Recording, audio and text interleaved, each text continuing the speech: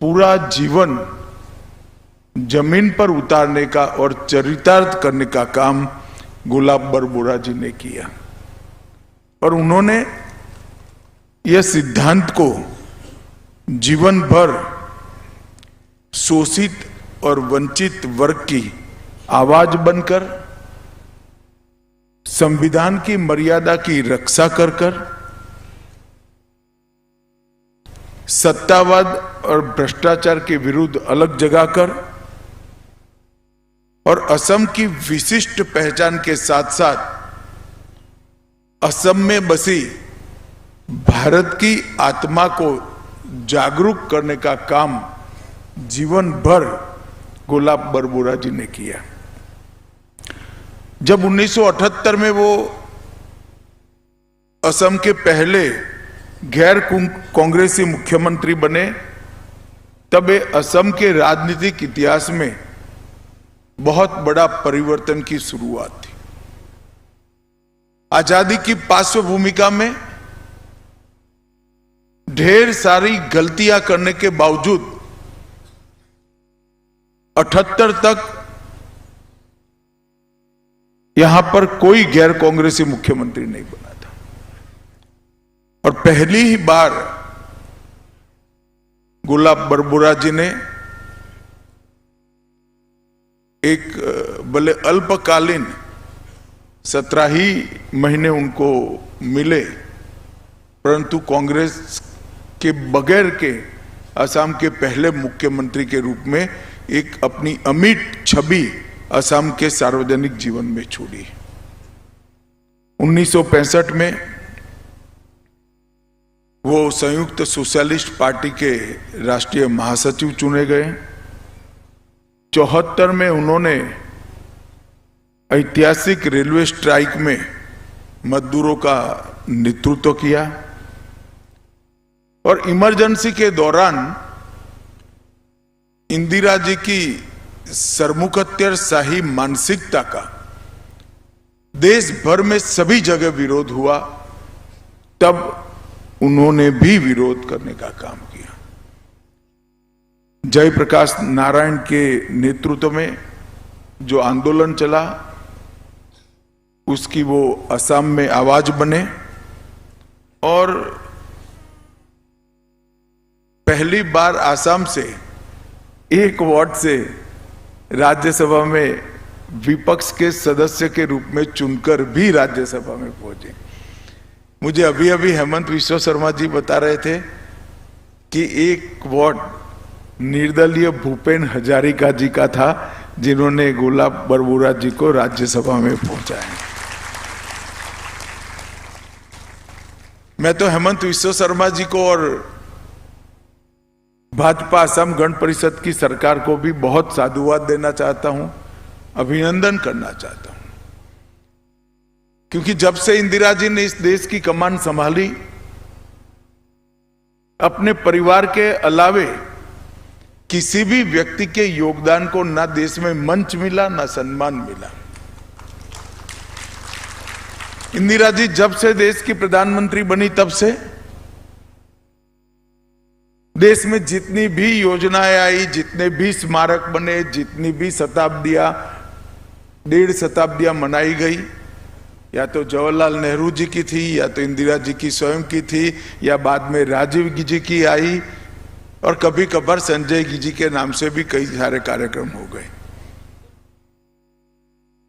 परंतु इतने बड़े विशाल देश के अंदर, अनेक संस्कृतियों को समाविष्ट करने वाले देश के अंदर भांति भांति के लोग, कई अनजान लोगों ने कई क्षेत्रों में देश को आगे बढ़ाने के लिए, देश को नई ऊंचाइयां देने के लिए योगदान किया। न उनका सम्मान हुआ, न मंच मिला। एक प्रकार से हमारा सार्वजनिक जीवन अपनों के अलावे किसी का सम्मान करने के लिए तंग दिल नजर आने लगा। जो भी आया उसने अपनी पार्टी, अपनी विचारधारा का सम्मान किया। नरेंद्र मोदी जी ने सरदार पटेल का स्मारक नहीं बनाया, तब तक महान सरदार पटेल के योगदान को इंदिरा जी के समय से लेकर आज तक कंप्लीटली भुला दिया गया था। नरेंद्र मोदी जी ने कर्तव्य पथ पर सुभाष बाबू की मूर्ति नहीं लगाई, तब तक सुभाष बाबू जैसे महान नेता का जिसको जनता ने नेताजी की उपमा दे दी, तब तक उनका कोई सम्मानजनक स्थान दिल्ली के गलियारों में नहीं रहा। और गोपीनाथ जी को भी भारत रत्न तभी मिला जब कांग्रेस सत्ता में नहीं रही। अपनी पार्टी के होने के बावजूद उनको भारत रत्न नहीं मिला। इसलिए मैं भाई हेमंत विश्व शर्मा और असम सरकार को अभिनंदन करना चाहता हूं। गोलाब बरबोरा जी का हमारी पार्टी से कभी कोई स्नान सूतक का संबंध नहीं रहा। वो पूरा जीवन समाजवादी विचारधारा के अंतर्गत जिए, समाजवादी विचारधारा के सिद्धांतों के आधार पर है। वो लोहिया जी, जयप्रकाश नारायण, विनोबा जी उनके अनुयायी रहे। कभी भारतीय जनसंघ या भारतीय जनता पार्टी की विचारधारा के साथ उनका मनमेल नहीं रहा। परंतु क्या इसके कारण आसाम की आने वाली पीढ़ियों को बरबोरा जी के जीवन की ऊंचाइयों को जानने का अधिकार नहीं है? क्या आसाम के आने वाले दिनों के युवाओं को गोलाब बरबोरा जी के इतने लंबे सामाजिक जीवन से आसाम के विकास के लिए उनका योगदान, राजनीतिक क्षेत्र में नैतिकता को उठाने के लिए उनका योगदान, एक कुंठित सरमुखत्यारशाही के खिलाफ उनका संघर्ष और दबे कुचले पिछड़े गरीबों के लिए आवाज बनकर समग्र देश का दिशादर्शन करने वाली उनके योगदान को क्या भुला दिया जाए? मैं मानता हूं सार्वजनिक जीवन में अपने पराये से ऊपर उठकर, दलगत पार्टी पॉलिटिक्स से ऊपर उठकर जिन्होंने कुछ भी अच्छा किया है उसको हमेशा के लिए राज्य के और देश के युवाओं को जानकारी के लिए उपस्थित करना चाहिए। और वो काम डॉक्टर हेमंत विश्व शर्मा और भारतीय जनता पार्टी गण परिषद की सरकार ने किया। इसलिए मैं उनको बहुत बहुत अभिनंदन देना चाहता हूं। आज यहां पर इनके जीवन पर आधारित एक पुस्तक का विमोचन भी हुआ। मित्रों, बरबोरा जी के जीवन को अगर ध्यान से देखें तो 1925 में गोलाघाट में जन्म हुआ। इनके अंदर देशभक्ति का, समाजवाद का और गरीबों के प्रति संवेदनशीलता का जो गुण था वो वैसे ही नहीं आया था। उनके परदादा मायाराम जी 1857 के प्रथम स्वतंत्रता संग्राम में मनीराम दीवान के सहयोद्धा रहे। उनके पिता कोमोल बरबोरा जी जब आसाम ऑयल कंपनी में कार्यरत थे तब 1939 में मजदूरों के लिए मालिकों के विरुद्ध आसाम की सबसे पहली औद्योगिक हड़ताल कराने वाले व्यक्ति कोमोल बरबोरा थे। और उन्हीं की तीसरी पीढ़ी में गोलाब बरबोरा जी ने पूरा जीवन समाजवादी सिद्धांतों पर जीते हुए असम और देश के मजदूरों को, गरीबों को, पिछड़ों को आगे बढ़ाने के लिए व्यतीत किया। बहुत कम आयु में 42 में भारत छोड़ो आंदोलन में 8वीं 9वीं कक्षा का वो विद्यार्थी अपने आप को रोक नहीं पाया और वो भारत छोड़ो आंदोलन का हिस्सा भी बने। कलकत्ते में अपनी पढ़ाई पूरी कर आसाम आकर स्वतंत्रता के बाद शिक्षा और पत्रकारिता दोनों क्षेत्रों में उन्होंने काम किया। 50 से 60 एक दशक तक असम के समाजवादी आंदोलन का वो महत्वपूर्ण चेहरा बनकर उभरे। जेपी, डॉक्टर लोहिया, सुमेंद्रनाथ टैगोर, ऐसे कई सारे समाजवादी नेताओं के, सर्वोदयी नेताओं के वो संपर्क में भी रहे और उनके ही संस्कार के कारण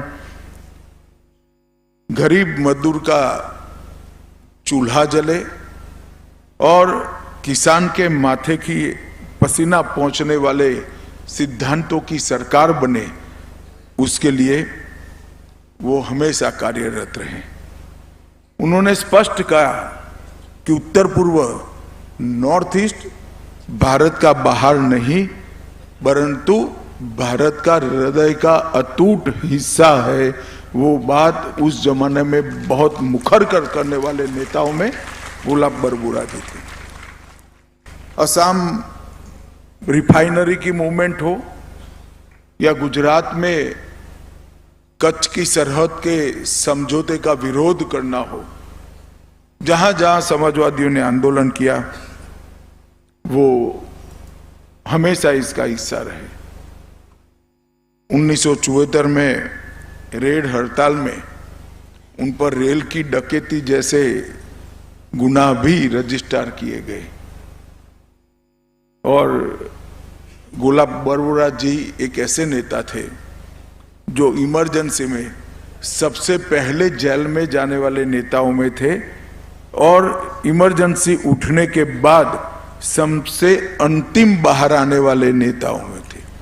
पूरा 19 माह जेल में रखा गया और संघर्ष का उनका वो जो स्वभाव था, इसका परिचय उस चीज से मिलता है कि आजादी के बाद भी 9 बार जेल यात्रा करनी पड़ी और एक बार इमरजेंसी में 19 माह तक सातत्यपूर्ण जेल का भी कारावास उन्होंने सहन किया।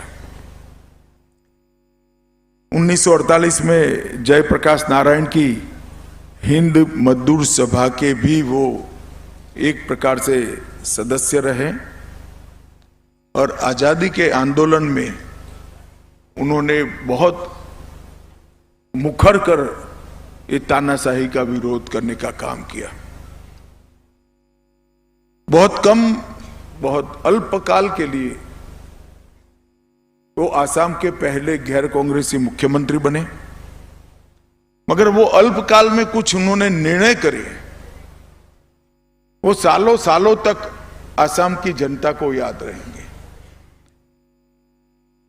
सबसे पहला काम किया कि 10वीं कक्षा तक की पूरी विद्या आसाम में पहली बार उन्होंने निशुल्क कर दी, मुफ्त कर दी, जिससे गरीब से गरीब बच्चा शिक्षा ले।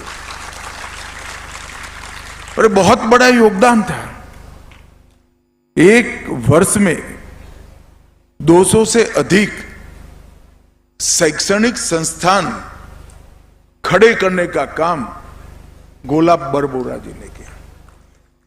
अगर यूनिवर्सिटी के युवा आज असम की शिक्षा की प्रगति को स्टडी करेंगे तो निश्चित रूप से 78 में उनके मुख्यमंत्री पद का कार्यकाल इसके मूल में मिलेगा, क्योंकि हर एक गरीब का बच्चा अगर मुक्त 10वीं तक की शिक्षा पाता है तो उसकी आने वाली पीढ़ियां शिक्षित ही होती है।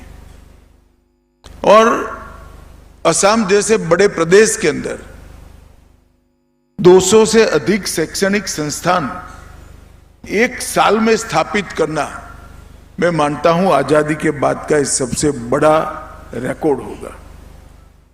उस वक्त किसानों के लिए सिंचाई की व्यवस्था, इरिगेशन की व्यवस्था नहीं होती थी। आकाशी खेती होती थी, बाढ़ आती थी तो खेत बह जाते थे, अकाल होता था तो खेत सूख जाते थे। उस वक्त उन्होंने 10 बीघा तक जिनकी जमीन थी वो सभी किसानों का लगान हमेशा के लिए माफ करने का काम गुलाब बरबोरा जी ने किया। छोटे चाय बागानों की नीति लाकर जमींदारों की जगह चाय बागान की मुनाफेप्रद खेती किसानों के लिए भी उन्होंने खोली। और पहली बार हेमंत जी ने बताया, असम में बैंकिंग सेवा भर्ती बोर्ड और रेलवे भर्ती बोर्ड की स्थापना कर एक प्रकार से उन्होंने उस जमाने में स्किलिंग के एक्सपेरिमेंट को आसाम में करा और आसाम के लोगों को पहली बार बैंक में और रेलवे भर्ती बोर्ड में दाखला और नौकरी मिलने का काम शुरू हुआ। कुछ लोगों का शासनकाल बहुत कम जरूर होता है, मगर कुछ शुरुआतें ऐसी होती है जो सालों तक राज्य के विकास के लिए योगदान करती जाती है। आसाम में उनके मुख्यमंत्री बनने के पहले पासपोर्ट लेने के लिए कलकत्ते जाना पड़ता था। अटल जी जब विदेश मंत्री थे तब उन्होंने पहली बार आसाम में पहली पासपोर्ट कार्यालय का उद्घाटन करने का काम किया और आसाम में पासपोर्ट की उपलब्धि कराई। बेहद पारदर्शिता के साथ उन्होंने शासन चलाया। और एक बात मैं जरूर याद करना चाहूंगा, क्योंकि मैं उन लोगों में से हूं जिनकी दृढ़ मान्यता है इस देश में एक भी घुसपैठिया कहीं पर नहीं रहना चाहिए। और असम में सबसे पहले घुसपैठ के विरुद्ध उन्होंने मतदाता सूची के शुद्धिकरण से जागरूकता फैलाई। मतदाता सूचियों का सघन जांच उनके मुख्यमंत्री काल में हुआ। 126 में से 70 विधानसभाओं के मतदाता सूचियों की जांच हुई। और उस जमाने में इतने संसाधन और इलेक्ट्रोल रोल कंप्यूटराइज न होने के बावजूद 36,780 अवैध घुसपैठियों को मतदाता सूची से बाहर निकालने का काम गुलाब बरबोरा ने किया। और अगर कोई असम आंदोलन की नींव ढूंढेगा तो यही मतदाता सूची शुद्धिकरण से निकलेगी। आज भी इलेक्शन कमीशन मतदाता सूची का शुद्धिकरण कर रहा है, एसआईआर कर रहा है। कुछ पार्टियां इसके विरुद्ध घुसपैठिया बचाओ यात्रा लेकर निकली। मैं असम के युवाओं को आज पूछना चाहता हूं, किसी भी देश की मतदाता सूची देश के लोकतंत्र का हृदय होती है। मतदाता सूची में विदेशी नागरिकों को स्थान मिलना चाहिए।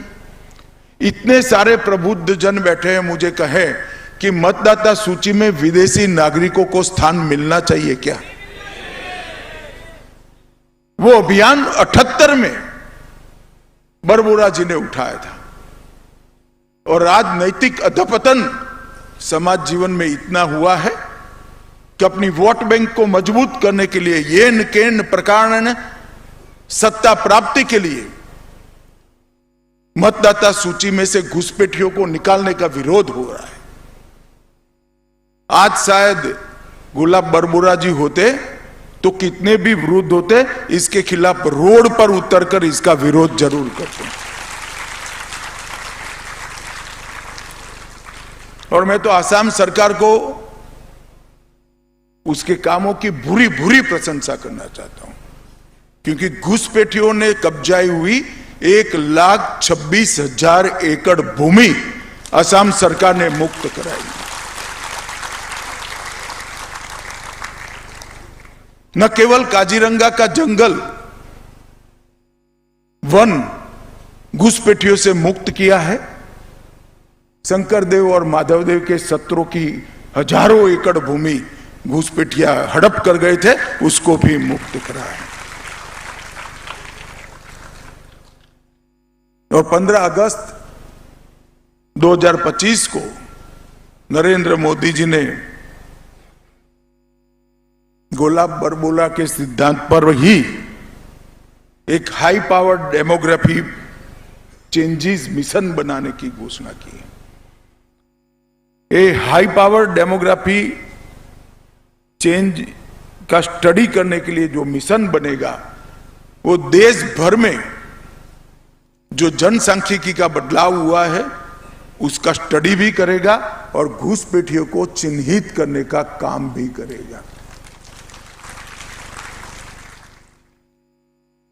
वर्तमान असम सरकार ने घुसपैठिया विरुद्ध जो कार्यवाही की है वो बहुत अभिनंदन योग्य है। मैं सिर्फ 5 जिलों का नाम पढ़ना चाहता हूं। सोनीतपुर में 39,500 बीघा जमीन अवैध कब्जे से मुक्त हुई।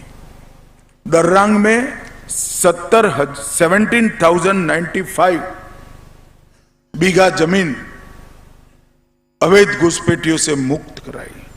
लखीमपुर में 13,438 बीघा जमीन मुक्त कराई।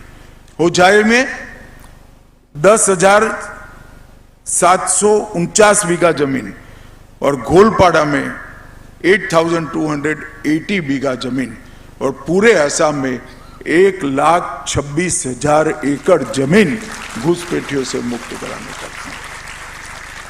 ये बहुत बड़ी उपलब्धि है। असम में पहली बार जब हम चुनाव लड़ने के लिए उतरे तब हमने असम की जनता को एक वादा किया है।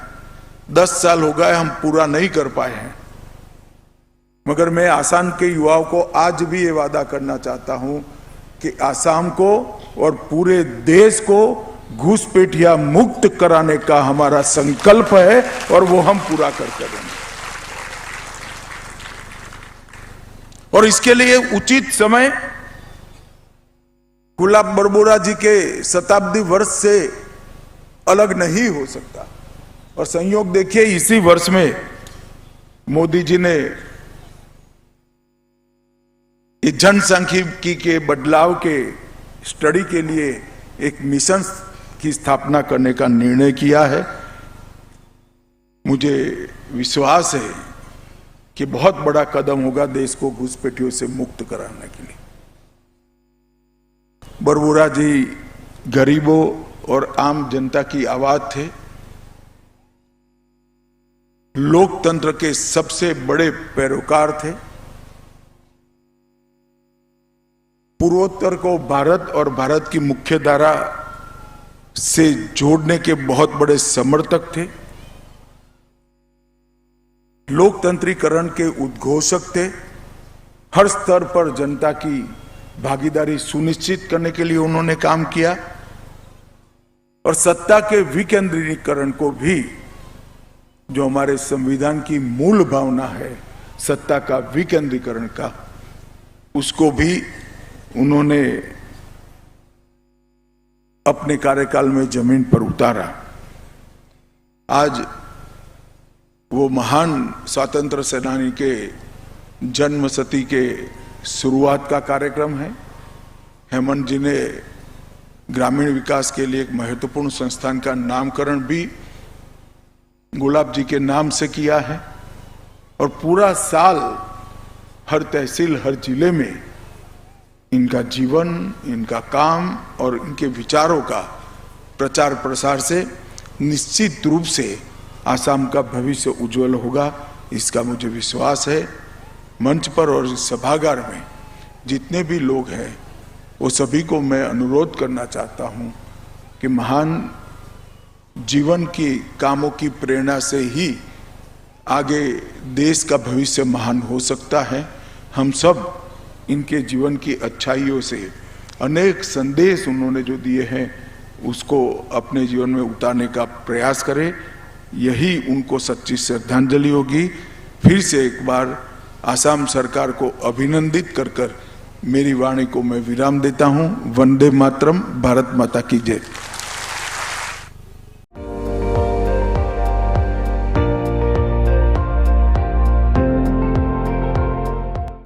আপুনি চাই আছে ND24 সৰ্বশ্ৰেষ্ঠ নহয় সৰ্বোত্তমৰ দৌৰ।